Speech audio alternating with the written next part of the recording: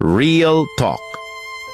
Kahit matalino ka, ang unang-unang ang bibitaw sa'yo ay yung mga kamag-anak mo, yung mga natulungan mo. Akala mo tutulungan ka nila? No. Kaya dapat maaawa ka sa sarili mo. Gumawa ka ng pera dahil pera is dignity, trabaho is dignity. Pag wala ka pareho niyan, kawawa ka.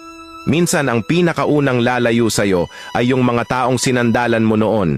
Akala mo, pag ikaw naman ang nangangailangan, nandyan sila. Pero hindi. Ang masakit pa, minsan sila pa yung unang huhusga sa'yo. Kaya huwag mong gawing insurance ang ibang tao. Ang sarili mo lang ang sure na kakampi mo sa huli.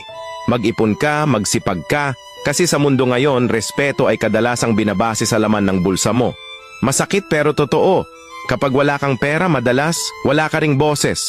Pero hindi ibig sabihin nito na pera lang ang sukatan ng halaga mo. Kaya habang may chance ka, kumilos ka. Kasi sa dulo, sarili mo lang ang maaasahan mo.